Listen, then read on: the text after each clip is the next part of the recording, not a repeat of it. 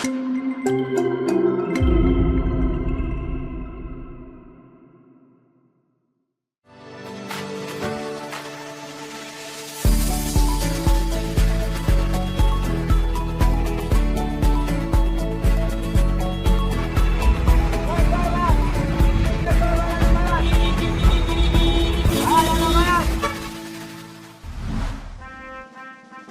friends, ako Danny, si Bogart the Explorer, and today we uncover a story that's almost lost in time. One that didn't involve war or conquest, but kindness. Imagine this, the year is 1949. Hundreds of Russian refugees stranded in China, escaping persecution and revolution. No country wanted them, except the Philippines. And the man who made that happen? President Elpidio Quirino, a leader who lost his wife and children during the war, yet chose mercy over memory and hope over hatred. This is not just a story about the past. It's a reminder of who we are and who we can be. Welcome to Quirino and the White Russians.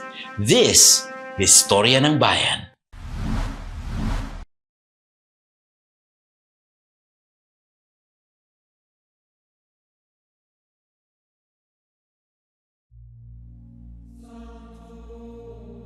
White Russians was a term used to designate all the Russians who were opposed to the Bolshevik Revolution spearheaded by Lenin. The Bolshevik had adopted the color as red, and so by opposition to the red, white.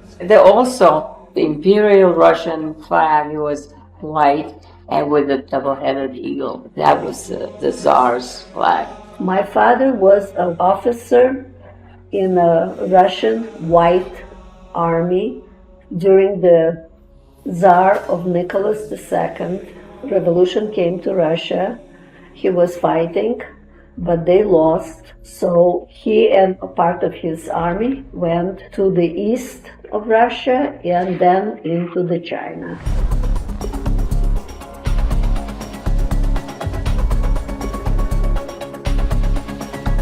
Shanghai at the time was labeled as a symbol of Western capitalist decadence. And culturally speaking, Mao Zedong was quite keen to sort of eradicate this inheritance from the past.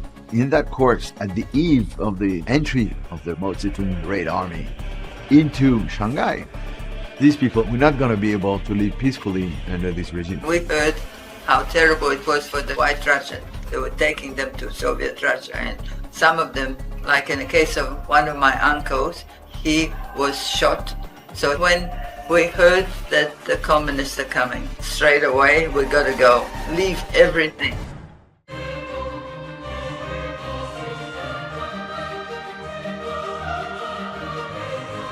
And that's it. Whether you like it or not, you know we're going. And Mr. Bologov was in charge of the Russian Immigrant Association. Bologov, I understand, was a very flamboyant ex-Tsarist officer. And he quickly took upon himself to organize the people. None of us knew where would we end up and what our life would be. Like it was all uncertain. And this is when all these people who were there were regrouped, so to speak, and they, okay, where do we go next?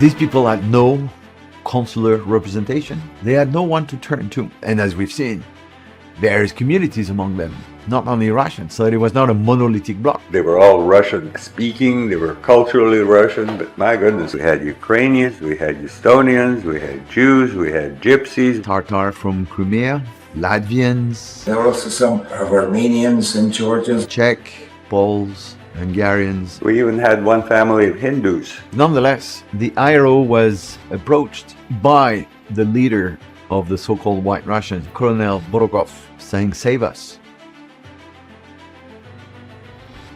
So the IRO launched an appeal, and the countries were busy with their own reconstruction.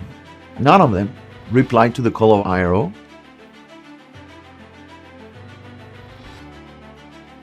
Well, in this very, very remote corner of Asia, the only country who replied to the call of IRO was the Philippines. Barely independent, but also reconstructing the country, which has suffered terrible devastation. Nonetheless, President Quirino put an act on the table and said, "We Philippines will accept these people."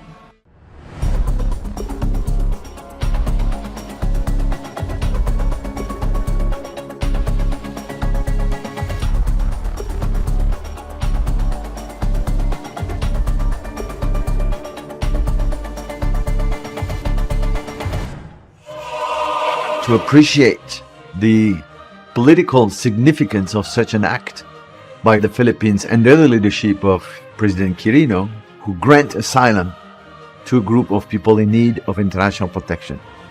That is remarkable.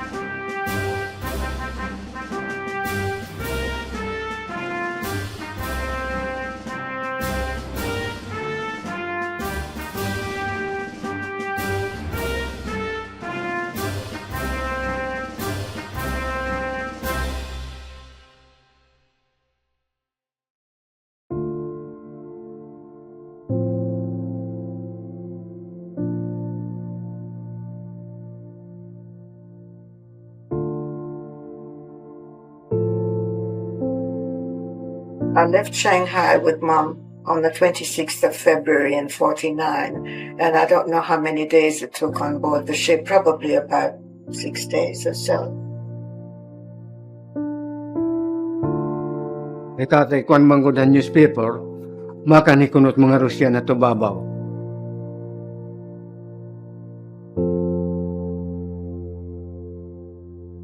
Pag-agusin mangos kasimana, kinikita manggod namon ang barko na kada di damay manikani.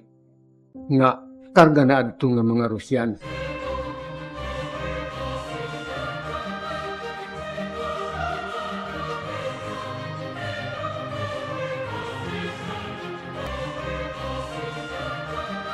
Naghakot at taera, ti ka ng barko nga dabit sa Kamparang, ang barge ni Jose Ulanda.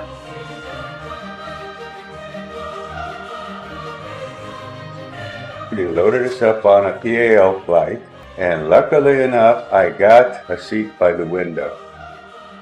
Oh my Lord, they had the blue ocean, they had the little islands, they had the palm trees sticking up. I mean, it was great.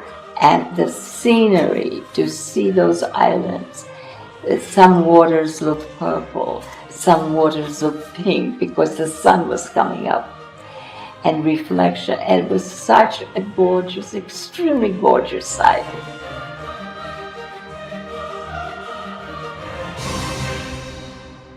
In a very pragmatic Filipino spirit, the decision makers at the time said, "Oh, sige, we've got the old hospital structure on the island of Tubabao, which was built by the Americans for the landing operations. Well, instead of having the structure go to waste, we might as well recycle it into a refugee camp."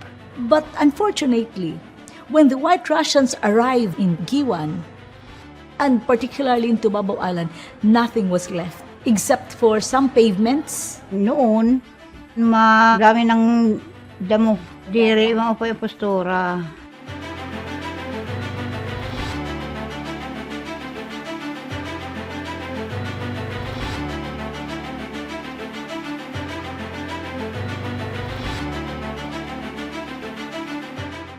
course, it was more difficult, because the living conditions, living in the tent, and they gave us all those army cots, to sleep on. Quite a shock after living so many years in the cities, you had to come and live in tents, in the middle of nowhere. It was a shock because we didn't know what to expect, especially these people that arrived 2 weeks before. In 2 weeks, you see somebody in shorts and some of them even no shoes at all. I was like, what's happening? But, they didn't wait passively to say, we're waiting for a refugee camp for us. So they built it themselves. Clearing up the bushes, the jungles, leveling the ground, and so on, with supports from Filipino communities around them, support from the Philippine government. When we got to the tent, the grass was up to your knees, so you had to pull out all this so that you could put the cot into the place and put your belongings in. My father and I went into the jungle and cut some reeds, and we built a fence around our tent. Privacy. When you need to do things, you find a way. No big deal, There are a lot worse things in this world, Soon we got used to it. We were happy that we were safe. When you think about it, they lived in Russia and then they moved to China and they'd already lived there for 25 years or more. And then they had to be uprooted again. And here they were living on an island where they didn't know, is this going to be the rest of our life or what's going to be the next step? I think irrespective of that, they were happy, positive, looking forward people. As my father always said, as long as you have life. That's what I learned. You had to get accustomed to a different kind of life. And for the elderly people, it was difficult. For us youngsters, we took it as a holiday.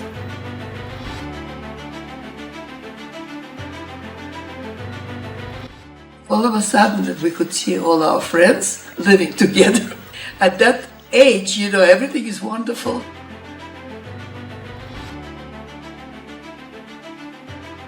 I loved the scenery. I loved the sunsets. Every day it was different and very glorious and beautiful. Our tents were right in the jungle, and you could smell the beautiful flowers at night. So strong. It was just exquisite.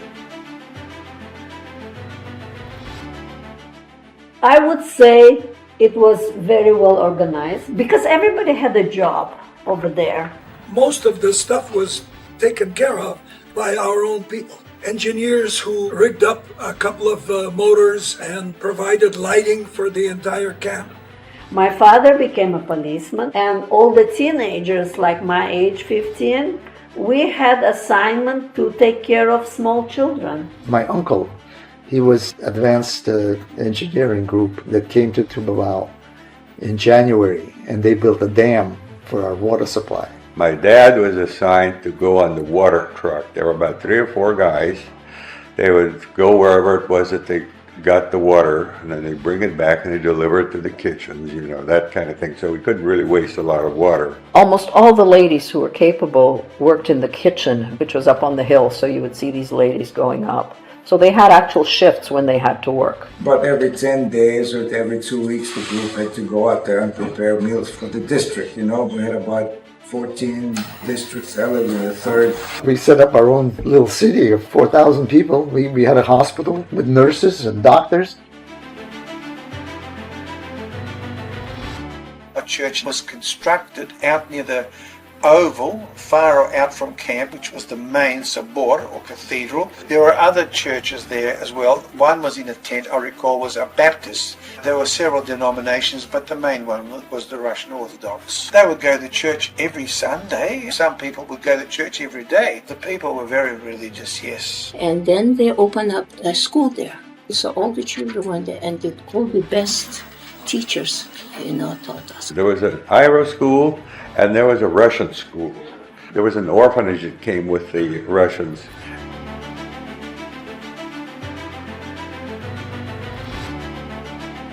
John is coming.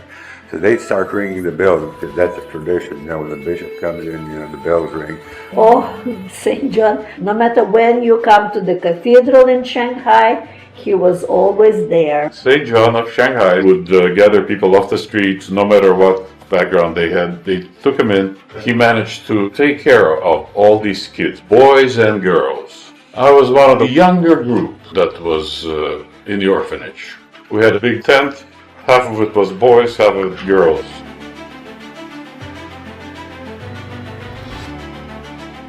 President Elpidio Quirino came to the camp, and the band met him with nice music. It was President Quirino and, according to them, his daughter. I remember that we had an artist over there that made like a thank you memorial with all the signatures of different group people as a thank you for him.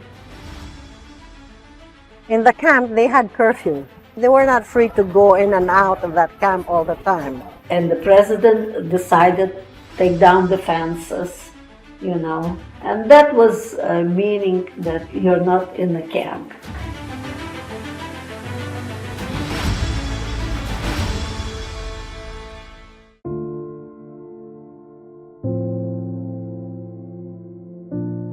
The act that President Quirino posed through an agreement with the International Refugee Organization said, look, we can accept them. In exchange, IRO, please help us to find the durable solution to the plight of these refugees, which was done through advocacy and the work done by IRO with Canada, Australia, United States, France, Belgium, Germany, Argentina, Paraguay, Santo Domingo, a few other countries. Now, first difficulty was the fact that the major resettlement instrument which existed within the arsenal of law in the United States, the Displaced Person Act, was outdated. For instance, prohibited persons who came from countries who were deemed as unfriendly to the United States to be resettled. So White Russians were technically, from a nationality point of view, were coming from Russia. So therefore, at the beginning, they were not eligible for resettlement. They didn't want to accept us because we were not under the GP bill. They tried many other countries. Nobody wants a bunch of 6,000 Russians.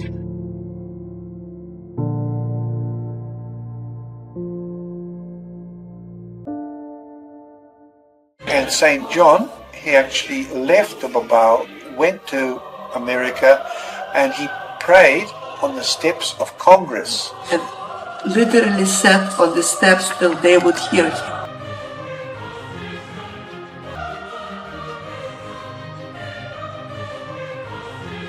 Until somebody noticed him from the American Congress and said, "What are you doing here?" And that's when he appealed to the American Congress to allow the White Russians to migrate to America.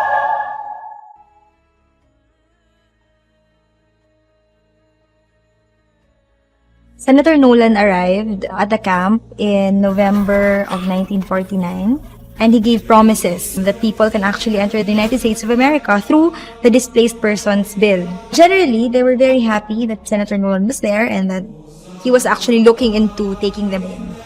So it was somehow a vision of hope for them.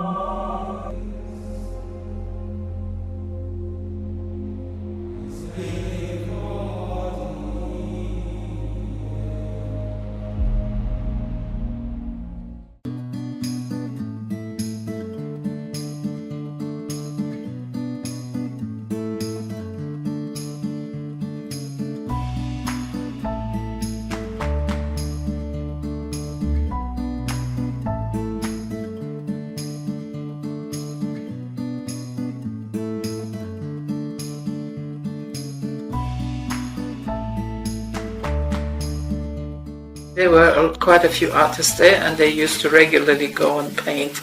My uncle painted over 200 paintings. Because my father was a doctor, he was allowed to visit the White Russian camp in Tubabao.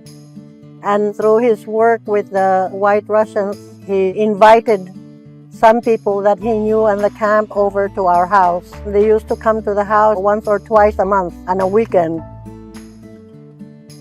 Since a lot of the people in the camp had some kind of ability to do some crafts. I remember that some women used to sell flowers to some people in Giwan. As one of the ways of earning some money, they did this. Pag nagkakasalubong kami, galing ako sa eskwelahan, sasabihin sa akin, Dabi Regine, sasabihin ko yan, give me bread, I will give you flower. Yes, yes, yes, sabi nila.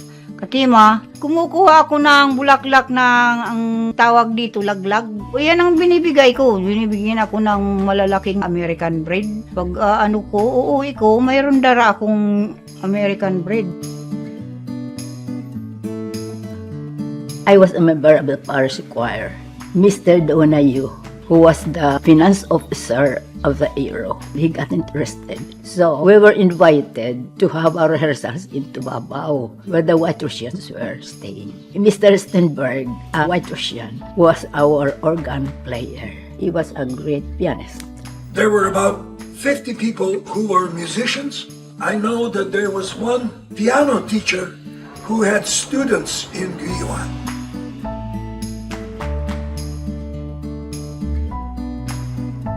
Nasa Katlong Baitang ako ng lumabang paaralan nang mag-aral ako ng piano kay Professor Walter, isang Russian refugee.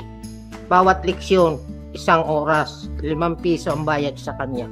And everybody put in the salary into a special fund, and in our district they all agreed to use it to make the food a little more palatable. Kasi hindi naman mga sanay kumain ng isda siguro yung mga Rausok. Kaya may rasyon sila every other day ng baka ng mga negosyante dito. Isa na yung ama ko na naghahatid sa Tubabaw ng baka. Dahil sa siya ang nagrarasyon ng baka sa mga Russian refugee, nakilala niya si Professor Walter na marunong magtugtog. Kaya pinapag-aral kami.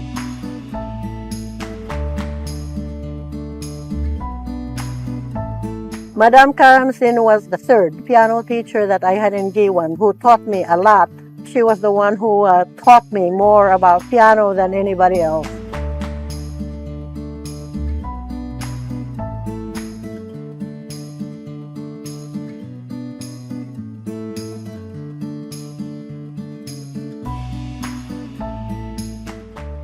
I learned from them that they were from past nobility and so on and so forth. Her husband was a great artist. He did painting and metal crafting.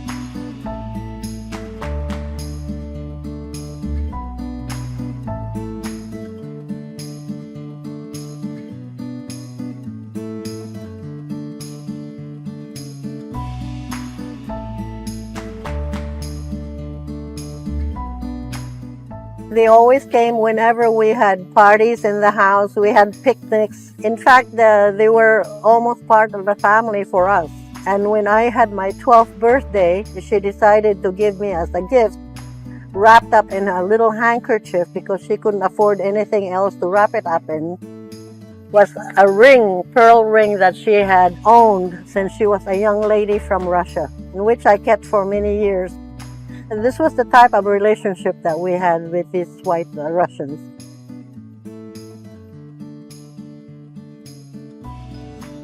During our graduation, Mr. Stenberg also accompanied our graduation song.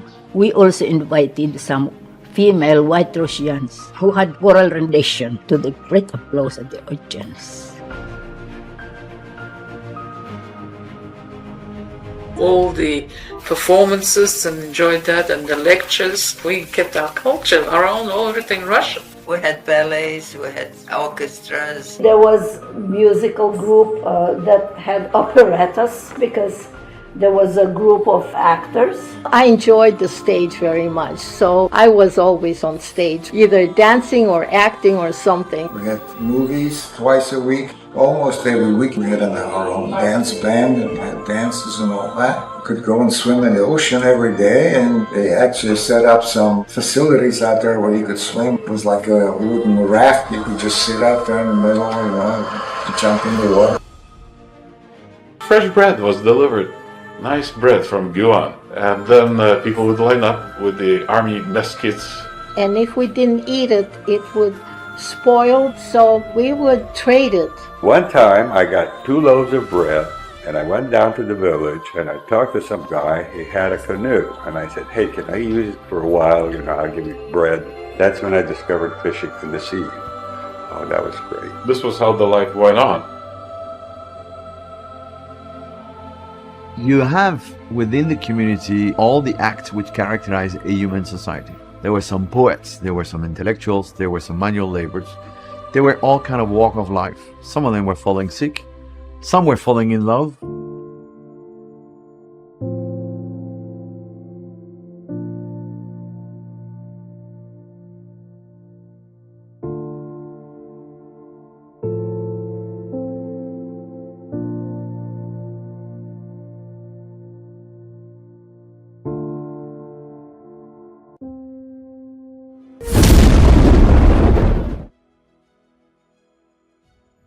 There is one thing that they also experienced in Giwan, a very big typhoon.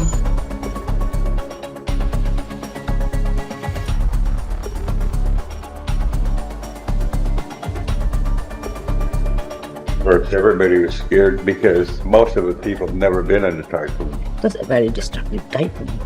The Russians were only living in the Monsitat and some tent. I remember holding down the tents. It was shaking the tent and it was very noisy and everything. I remember watching the men digging a hole so we could hide.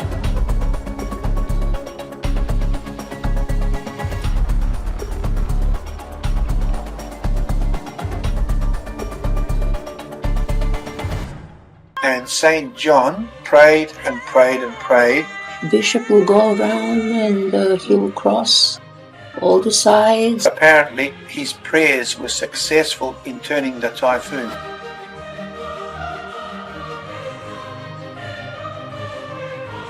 We had 2 typhoons. There's this bad typhoon that they had. The name of the typhoon was Typhoon Ami. After the orphanage left, Tubabao was destroyed by the typhoon. Everything is broken, even the pipes, water pipes. That bad typhoon. It was apparently a terrible typhoon at the end of the camping and absolutely destroyed the whole camp completely.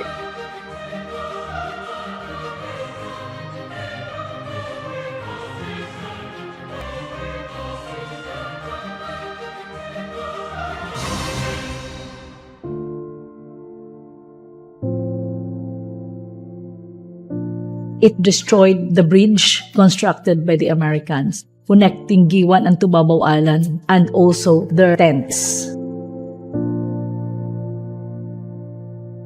Some of them got sick after the typhoon, and they said it was really a difficult life.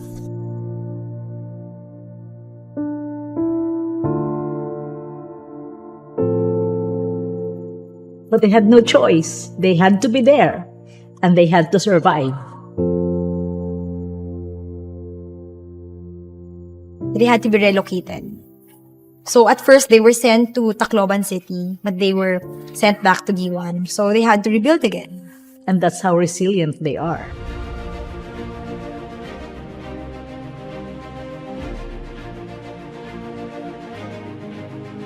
The best part about that were the memories of togetherness. It was a very important feeling to be having this togetherness, that we are unit, and we've got to fight it and enjoy the life meanwhile.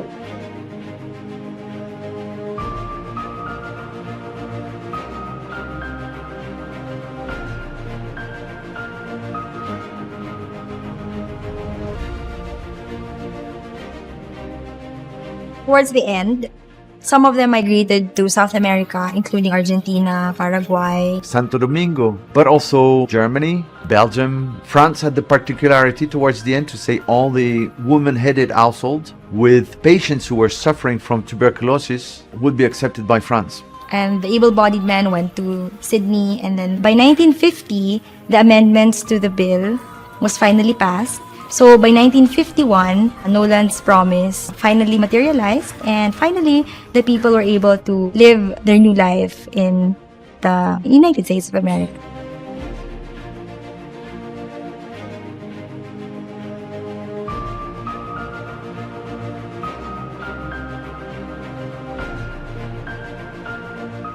And indeed, on the ship that we came on here, the Marine Jumper, we disembarked in Sydney whilst others continued on to Uruguay and so on, South America. We were glad we were leaving and finally going someplace where we're going to settle down. But on the other hand, we didn't know when we were going to meet again, you know. Of course, I missed a lot of friends.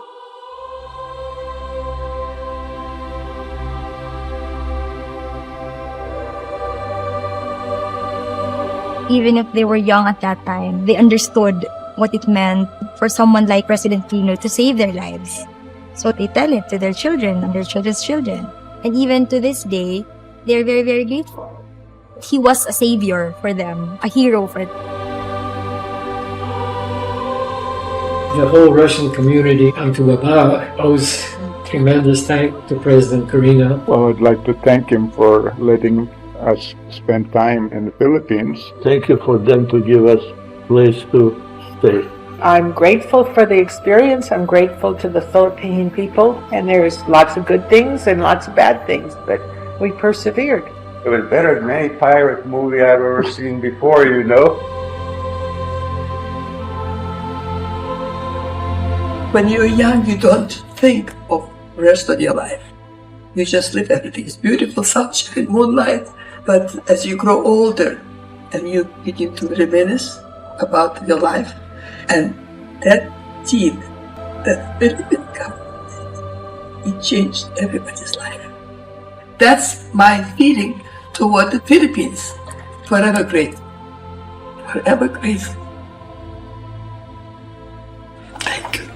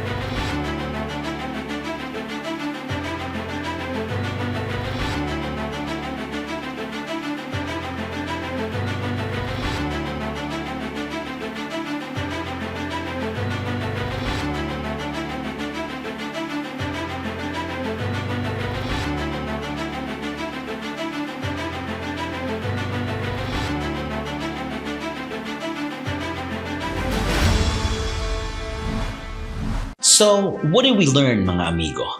That true leadership isn't just about power. It's about compassion. Elpidio Quirino could have turned his back. He had every reason to say no. But instead, he opened our doors. And in doing so, he opened a chapter of Filipino history built on empathy. Today, the descendants of those white Russians still remember not just the land, but the people who gave them safety, dignity, and a second chance. This is not just their story. This is our story of generosity, humanity, and quiet greatness. Ako si Bogart the Explorer, and this has been Storya ng Bayan. Till next time, keep exploring, mga kaibigan, and don't forget to like, follow, and subscribe to Storya ng Bayan on YouTube, Facebook, and Spotify. Support history, support humanity, support Filipino greatness.